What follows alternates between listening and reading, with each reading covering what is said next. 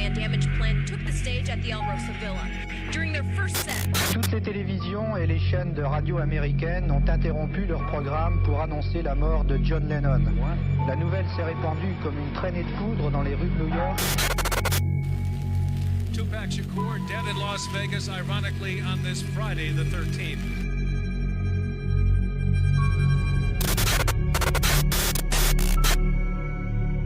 Alright. Bonsoir tout le monde, bienvenue au podcast du crime à mes oreilles. Rebonsoir à ceux sur Twitch qui sont restés avec nous pour la suite de l'enregistrement de ce soir.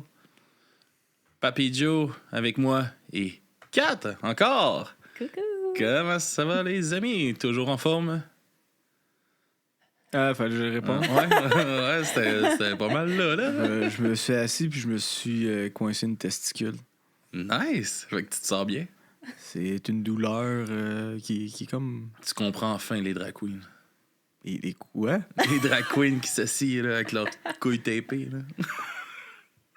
Il n'a pas encore expérimenté la chose. Non, c'est ça. Non, oui. non, pas. Attends une minute, je vais mettre On a dépensé son âge. Oui, c'est ça, là. Non, c'est pas ça, c'est à cause... Premièrement, j'ai expérimenté être drag queen, je l'ai faite. OK. Mais je me suis pas tapé les testicules pour autant, là. Ben, il est jamais trop tard. Mais c'est normal. Une drag queen fait ça, normalement. Ouais. Ben, moi, honnêtement, j'ai mis 2 paires de bas de nylon puis j'avais des hosties de belles jambes, là. Je t'écris. Moi, je veux des preuves, là. Ben, la prochaine fois, j'emmènerai les photos parce que ça remonte à longtemps. N'oublie pas que je suis vieux, fait que c'est des photos sur papier. C'est pas ça qu'on a C'est des belles dit. photos de la cire. Là. C'est ça, c'est exactement ça. All right. Ben, content de vous avoir encore pour le 50e épisode. Ouais, parce que je méritais pas le 50e. Ouais, c'est ça, 49e pour Papy Joe avec les Sex Pistols. Et moi, 50e épisode de notre aventure qui a commencé avec toi, Papy Joe, du crime à mes oreilles. C'est comme ça qu'on t'a incrusté dans le podcast. Ouais, Puis t'as détendu sur du bruit à mes oreilles, finalement. Ben ouais, il fallait que tu crées du contenu. Ouais. Et puis je suis capable de parler devant un micro, là. Ouais, finalement, j'imagine que t'apprécies ça. Ouais. Content de t'avoir encore avec moi pour faire ça, Papy Joe, après quasiment 2 ans. Ouais, parce que c'était talent. Oui, 2 ans. Ouais, 2 ans. Facilement 2 ans. Facilement 2 ans, parce que 50 épisodes, on en sortait au début 1 ou 2 semaines. Fait que ça ferait de l'allure. Ouais, c'est dans le temps que je travaillais pas, là. Dans le temps que ça travaillait pas. Ouais, J'avais plus de temps. Mais on est quand même pas si pire avec Philippe qui s'est joint à nous autres pour le volet ballon meurtrière aussi. Oui, Philippe, faut que je le salue. Sa voix, là, est magnifique. Je l'adore. Là, tu l'as écouté, le scénario du P. Cet été, je m'en vais à Wildwood. J'ai 8 heures de route à faire avec mon garçon. Fait que techniquement, j'étais beau le cellulaire de ça, puis je les écoute back-à-back. Fait que je vais commencer du premier, puis je sais pas il y en a combien exactement, mais d'après moi, en 8 heures de route, 8 heures pour aller, 8 heures pour revenir, je devrais pas mal en avoir écouté une coupule, là. Une couple. Il y en a une trentaine, là, pas loin. Bon, c'est bon. Ouais.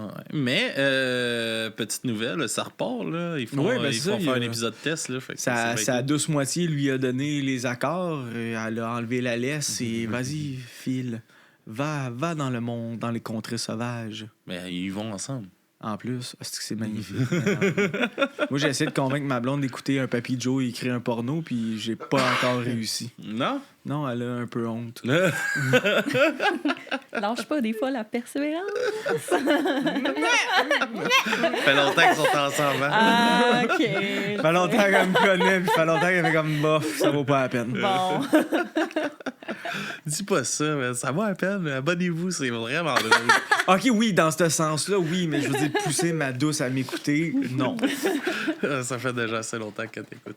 Mais bon, c'est ça, cette semaine pour le 50e épisode, on fait un gros épisode pour moi qui est sur Kurt Cobain, Nirvana, sur son suicide ou sa mort, les théories qui entourent tout ça. Vous connaissez bien sûr Nirvana, là, pas comme les Sex Pistols. Ouais, tourne la caméra. C'est ça. Tourne la caméra. Est-ce que vous étiez des amateurs un peu de Nirvana ou pas tant? Puis Joe, toi, t'as connu un peu l'arrivée de Nirvana? Ben, c'est à cause, je me souviens que ça commence. Ben, ça commençait. Je sais pas si ça commençait, mais. Pas loin de 10 ans. Ouais, ça au primaire. Moi, j'étais en 6e année. Puis là, t'avais le monde qui écoutait du dance. Puis t'avais le monde qui écoutait genre du punk ou du grunge. Puis il y avait moi qui écoutais Ministry. Puis Pink Floyd. Fait que j'avais pas vraiment d'amis. T'avais pas vraiment d'amis. Non, parce que j'avais juste pas ça. Pierre-Luc comme ami, c'est tout. Oh, je suis triste pour toi. Toi, Kat, tu écoutais-tu un peu de Nirvana? Je ou- l'écoutais un peu à cause de mon papa. Là, il en Ouais. écoutait des fois, fait que c'est ça. Alright. Bon, ben, Nirvana, moi, c'est ça. Moi, j'ai connu ça à cause de ma soeur, à l'âge de 5-6 ans, peut-être. Ouais, c'est ça. J'avais quoi? C'était en quelle année? C'est que je suis pas bon. Ben, 89, si je me rappelle. Ouais, ça, dans 89, je pense, le premier album. Ouais. Premier album, fait que début 90. Fait que c'était 91 quand que ça allait éclater. Moi, j'étais pas encore né. Puis, 80, mettons, moi, j'avais 5 ans. Là, fait que ma soeur avait peut-être 11-12 ans, peut-être. Ouais, là. c'est ça. Fait qu'elle elle commençait à embarquer un peu dans cette vibe-là. Puis, c'est un peu comme ça que j'ai découvert, moi, Nirvana et que j'ai beaucoup aimé ça. Si tu pouvais t'en douter, Papy Joe. Fait que j'avais envie de faire un peu un épisode sur, sur sa mort qui quand même suscite beaucoup de discussions sur. Il y a la eu vie. beaucoup de. Il me semble qu'il y a eu une couple de livres, d'articles là-dessus, des conspirations de la faute rejetée sur quelqu'un, la faute est reprise par l'autre, les chicanes de succession, tout ça. Là. Fait que, vas-y, je t'écoute. Alright. Fait Je vais me prendre un Timbits en attendant. Vas-y, ils sont là pour ça. gracieuseté de 4. Yes, fait qu'on passe pour comprendre un peu l'énigme qui entoure la mort de Kurt Cobain. On plongeons d'abord dans son parcours de vie. Il est né le 20 février 1967 à Aberdeen, dans l'État de Washington. Cobain a été élevé dans un environnement familial quand même difficile, marqué par des conflits et des instabilités. Très tôt, il a trouvé refuge dans la musique, développant une passion pour la guitare et la création musicale. Ça paraît pas. Ah, non? Tu trouvais pas Kurt artiste? Non, honnêtement, j'ai pas. Non. C'est pas comme l'image d'un Arrête, artiste que ferme ta j'ai. gueule, là. Arrête d'insulter les gens. C'est une blague. Le gars, il est super vexé depuis tantôt. Ouais, pour cela, ouais. C'est plus une joke avec le live. Là. L'adolescence rebelle de Cobain l'a conduit à s'immerger dans la scène punk rock émergente de Seattle. Il a formé plusieurs groupes locaux, explorant différentes sonorités et affinant son style musical distinctif. Cette période de recherche et d'expérimentation a été cruciale pour son développement artistique et l'a finalement mené à former Nirvana en 87 aux côtés de Chris Novoselic, qui était le bassiste. C'est celui qu'on... Personne ne se rappelle de son nom souvent. Là. Ben, il est pas rendu un maire de quelque chose. Oh, là, je sais pas. T'as pas fait tes recherches, continue. J'ai pas fait mes recherches. Nirvana a rapidement gagné en popularité dans la scène underground de Seattle, grâce à leur son abrasif et leur performance énergique. Leur premier album, Bleach, sorti en 89, a posé les bases de leur style grunge. Cependant, c'est avec leur deuxième album, Nevermind, sorti en 91, que Nirvana a explosé sur la scène internationale. Est-ce que tu penses que ça passera encore aujourd'hui de sortir une pochette d'album comme Nevermind? Avec un bébé tout nu? D'après moi, oui. Ouais. Ça passerait. C'est sûr que ça choquerait. Je me souviens pas si ça avait vraiment du shock value à l'époque, là. Mais je me dis, quand je me suis plongé un moment donné dans ma vie, dans tout ce qui s'appelait genre les mouvements musicaux qui apparaissent sur Internet comme par magie. Puis un des pires, c'était le cyber grind. Puis les pochettes, c'est dégueulasse. Mhm. Genre, c'est écrit avec du caca directement. C'est quand même drôle, le gars, tu sais, le bébé, là, tu sais, qui a comme repris plein de fois la photo, puis à un moment donné, il a décidé de poursuivre Nirvana. Ouais, C'est mon tout, j'ai jamais c'est compris vrai. ça. Là. Il était d'accord, puis là, tout d'un coup, je suis pas d'accord. Je suis comme... Ah non, je suis plus d'accord, là. Mais Il a refait la photo, je sais pas combien Ouais, de c'est fois. ça. Là, Juste comme, pour le suivre quand il a eu 18 ouais. ans, et ainsi de suite. Puis j'ai pas compris, moi non plus, pourquoi. T'as pas fait tes recherches. Porté par le single emblématique Smell Like Teen Spirit, Nevermind est devenu un phénomène culturel majeur, propulsant Nirvana au sommet des classements musicaux et faisant de Cobain une figure emblématique de la jeunesse désenchantée des années 90. Génération désenchantée, tout est chaos, désenchanté. That's it. C'est moment karaoké. J'étais un peu déçu que Kat allait pas embarquer, là, mais... Ben, moi, c'est parce que je trouvais que t'étais tellement bon, j'arrive pas à y piquer sa gloire. Là. Tout le monde t'écoute. Là. J'étais comme, on met toute l'attention sur toi. Là. J'étais- On va en trouver une pour ça à la fin. esti. Tu t'es bien repris, Le succès de Nirvana a été suivi de près par l'album In Utero, qui est sorti en 93, qui a continué à définir le son du groupe tout en explorant des thèmes plus personnels et introspectifs. Cependant, la pression médiatique et les luttes internes du groupe ont commencé à peser sur Cobain, exacerbant ses problèmes de santé mentale et de dépendance à la drogue. Et voilà, la bonne vieille drogue qui arrive. Yeah. C'est l'histoire des rockstars, sinon, hein? Qu'est-ce que ce serait? Ça... C'est vrai que la drogue a fait beaucoup de bonnes choses pour les rockstars. Ça l'a amené une coupe créative, en tout cas. Ouais. Un peu destructeur, mais créatif. Juste un peu. Un peu. Kurt Cobain a lutté contre des problèmes de dépendance tout au long de sa vie d'adulte. Il a été ouvertement franc sur sa consommation de drogue, en particulier sur son addiction à l'héroïne. Cette dépendance a eu un impact profond sur sa santé mentale et émotionnelle, empirant ses luttes contre la dépression et l'anxiété. Non, je sais pas, on a-tu un lien commun entre l'épisode 49 et l'épisode 50? Ah oui, il y a une héroïne qui est un point commun. Ah! C'est pas Batman. Les deux. Ah, ça, gars. Les amis et les membres de sa famille ont souvent témoigné de ses efforts pour surmonter ses dépendances, mais les tentations et les pressions de l'industrie musicale ont rendu cette bataille particulièrement difficile. Sa dépendance à la drogue a également eu un impact sur ses relations personnelles, y compris sa relation tumultueuse avec Courtney Love. T'es-tu un fan du band de Courtney? Honnêtement, Hot Topic, là, je m'en souviens pas c'était quoi le nom de l'album de Old, mais j'ai écouté plus cet album-là, Old, que les albums de Nirvana. Ah, intéressant. Toi, Kat? Non. Non. Qui Courtney Love? Non.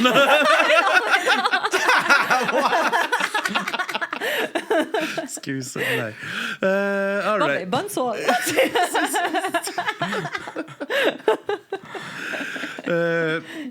La relation entre Kurt et Courtney a été intense et tumultueuse dès le début. Ils se sont rencontrés en 90 lors d'un concert et leur relation est devenue rapidement passionnelle. En 92, ils se sont mariés lors d'une cérémonie non conventionnelle à Hawaï. Leur relation était souvent marquée par des conflits, mais ils partageaient également une profonde connexion artistique. Fait que, ils s'entraidaient dans leur création, dans leur déchéance. Ils créaient le meilleur mix. Ben ouais.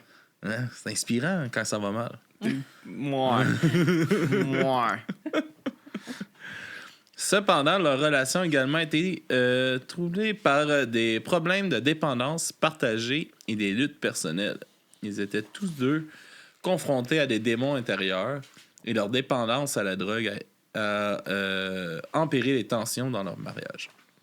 Des allégations ont été faites concernant des disputes violentes et des comportements erratiques de la part des deux parties. Fait que ça brassait pas mal. Ben, j'imagine que quand t'es dans la consommation, t'as les deux qui doivent pas filer super bien. Une grosse pression. Tu sais, le grunge à ce moment-là, C'était le c'était top. de fucking shit. Là. Ouais, c'était le top, là. Je veux dire, il y avait... Je pense que c'était tout... Dès qu'il y avait le terme grunge, les compagnies de disques se lançaient là-dessus pour essayer de les faire lever, là, pour essayer de prendre leur partie de pointe de tarte, là. Ouais. Puis c'est ça. Fait que, mettons que ça pouvait pas aider à ce que ça se passe bien, tu sais. Puis en plus, les deux consommaient de l'héroïne. Ça allait bien, tu sais. Un beau mix. Là. Un beau cocktail. Ouais. As-tu déjà essayé ça, de l'héroïne? Non, moi, j'ai juste jamais rien essayé du tout. OK. J'ai pas besoin de ça. J'étais assez Toi, Papy bizarre Joe? de même. 2 fois. Après ça, j'ai fait non, plus jamais. That's it. La mort... Ouais, c'est ça. La mort de Kurt Cobain. Le 8 avril 1994, le monde a été secoué par la nouvelle de la mort tragique de Kurt Cobain.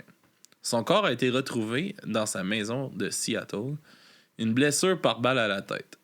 Les autorités ont rapidement conclu à un suicide. Attends une minute. Une blessure... Une blessure à la tête. Une blessure... Chris, il s'est fait sauter le cerveau à coup de 12. Asti, c'est pas une blessure, là. Il s'est éclaté à la tête.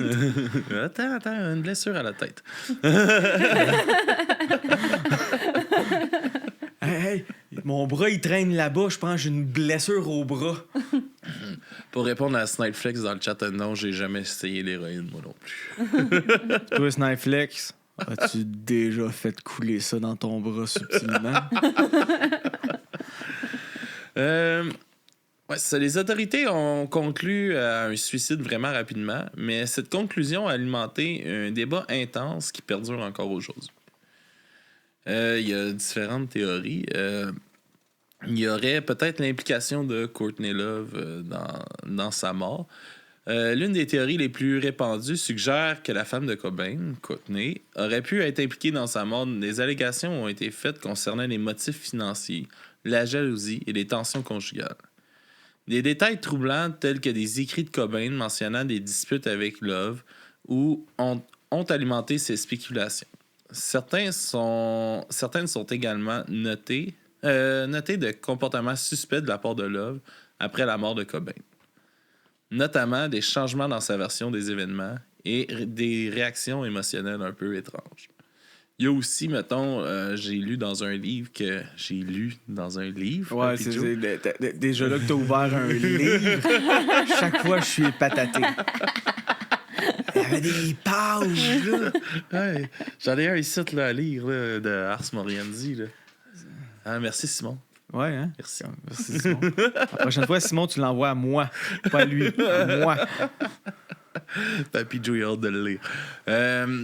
Mais ouais, c'est ça qu'elle avait aussi, tu sais, mettons, rentré en contact avec du monde pour offrir genre des grosses sommes d'argent, mais on sait pas trop pourquoi. Fait que tu sais, ça rentre dans la théorie que ça aurait pu. Ça, c'est un livre qu'un enquêteur sur le meurtre avait écrit, puis que, en tout cas, est-ce que c'est vrai, est-ce que c'est pas vrai, là? Théorie quelconque parmi tant d'autres. C'est ça. Ce livre-là mettait comme en valeur les deux possibilités. Soit que c'était un meurtre ou que c'était un suicide. Puis il mettait juste ce qu'il avait vu, ce qu'il avait trouvé sur ça. Fait que c'est ça. Fait que ça pourrait être soit cette théorie-là que Courtney aurait peut-être engendré la mort de Kurt. Il y aurait une théorie d'assassinat. Une autre théorie soutient que Cobain aurait été assassiné et que sa mort a été arrangée pour ressembler à un suicide. Certains citent des incohérences dans les preuves sur la scène du crime, y compris des questions sur l'arme utilisée. Il est noté que le fusil de chasse retrouvé à côté de Cobain était de calibre inhabituel pour une blessure par balle à la tête, comme le canon trop long pour atteindre la gâchette. Non. Non. J'ai des fusils de chasse. Là, moi, je suis on a un connaisseur ici. Est-ce que ça va? Non, c'est... Ça fait une couple de fois qu'il le teste. Ouais, c'est ça. C'est ça, je veux juste mettre au clair. Je veux des explications, là. Je chasse. Oui. Fait que j'ai des armes à feu chez moi. Oui. Je les ai jamais sucés. Parfait. Mais, il y a un mais, hein? Mais je sais que le canon, en général, je suis capable de... Parce que faut que tu le casses, puis des fois, tu ramones, puis tu tiens comme le chien pour aller essayer de nettoyer ou des affaires la même. À moins que Kurt Cobain, peut-être, avait des petits bras, là, je sais pas. Là. C'était peut-être un T-Rex, là. Mais d'après moi, ça s'atteint. Puis, honnêtement, si l'arme était pas non plus comme... Parce que je connais certaines personnes que qu'est-ce qu'ils font? Ils font comme, ouais, je veux que ma grenouille, ça se pède un peu plus. Je vais juste couper un peu le canon. Fait que ça se peut aussi que le canon ait été usiné pour pouvoir d'autres choses. Mais là, en tout cas, ça parle de ce qu'il aurait trouvé sur l'épreuve. C'était aussi dans le livre que j'avais lu, cette affaire-là, que le canon était trop long. Puis tout ça. Il y avait aussi sa dose d'héroïne dans le corps qui aurait été peut-être trop élevée pour permettre, mettons, un mouvement pas mortel, mais il aurait été trop sonné, mettons, par la dose d'héroïne pour genre être mobile et tout ça. Ouais, c'est comme... Mais en même temps, c'est un gros consommateur qui est habitué. Fait que peut-être ça se peut sa que dose. c'est ça. C'est comme un peu quand t'es sous, tu peux pas bander. C'est peut-être la même affaire. Quand t'es trop gelé sur l'héroïne, t'es pas capable de te gonner dans la gueule. Genre. Même combat.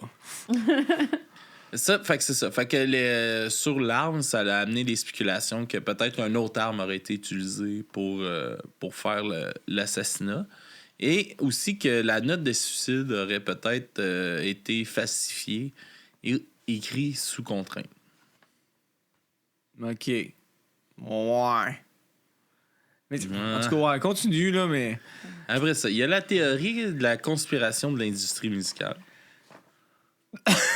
Ouais. OK, continue. Certains croient que Cobain aurait été tué en raison de son refus de se plier aux exigences de l'industrie musicale.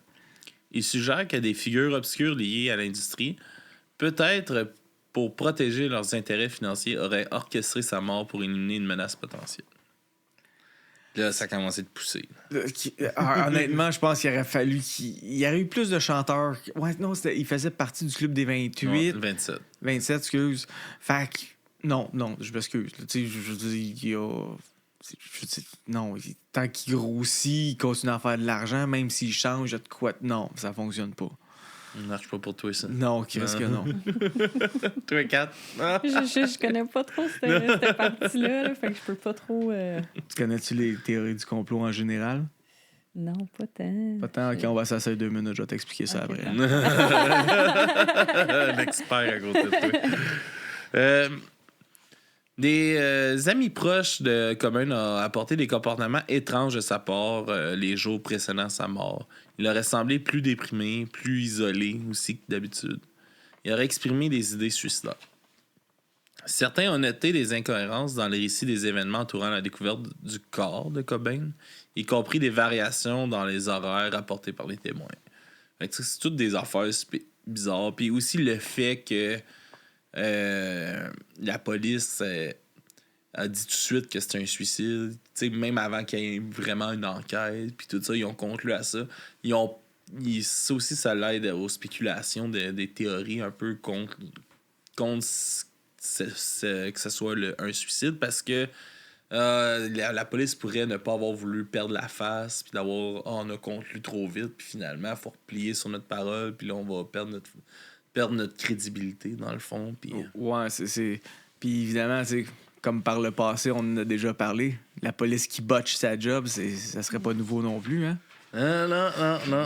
Ça se faisait dans les années 60, ça se faisait dans les années 70, ça se faisait dans les années 80. Pourquoi que les années 90 ne passeraient pas? Ça se fait encore aujourd'hui. Et voilà. Le fusil de chasse retrouvé à côté de Cobain est un fusil de chasse Remington modèle 20 gauge qui a été déclaré comme l'arme utilisée dans son suicide. Une note de suicide adressée à son ami imaginaire, Boda, a été retrouvée sur les lieux. Dans cette note, Cobain exprimait son désespoir et sa fatigue de la célébrité, ainsi que son intention de mettre fin à sa vie.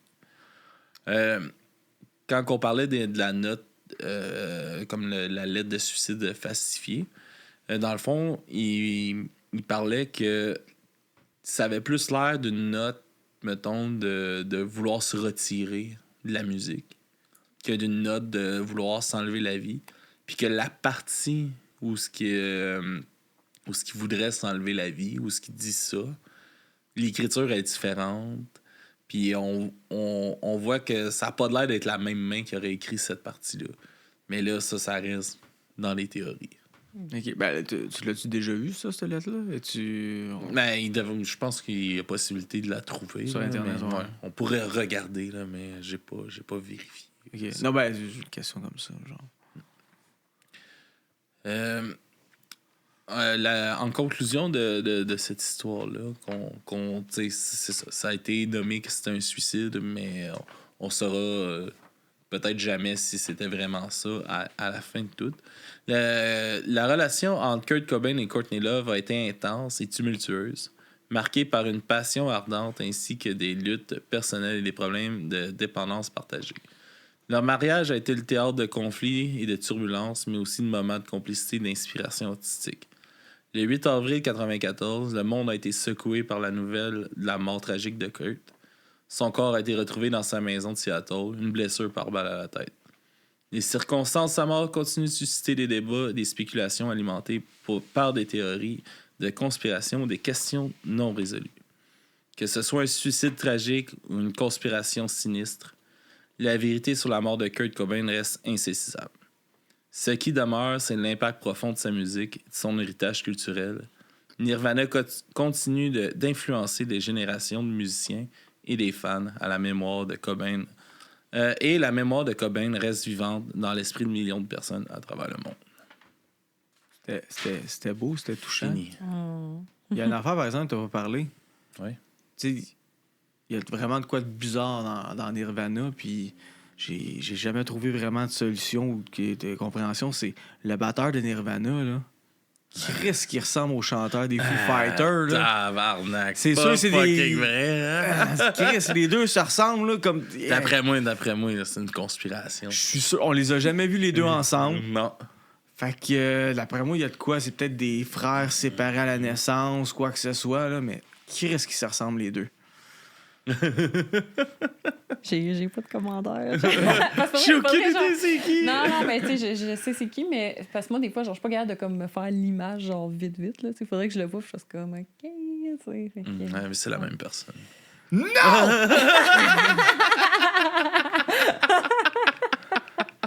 Détruis pas mes rêves. Alright, fait que merci tout le monde d'avoir été là. Papy Joe, est-ce qu'on peut nous suivre? Sur dubruitamesoreilles.com et .ca. Vous pouvez venir nous suivre sur Discord, Instagram. On a notre Patreon pour avoir des épisodes exclusifs et des sessions live que j'ai appris dernièrement. Et ça ressemble à ça. Yes, merci Papy Joe, merci Kat d'avoir été là encore une fois cette soirée. On se dit à la prochaine pour un autre podcast de Du bruit à mes oreilles. Qui reste un coup de dose dans la gueule, c'est pas une blessure. Bonne semaine tout le monde.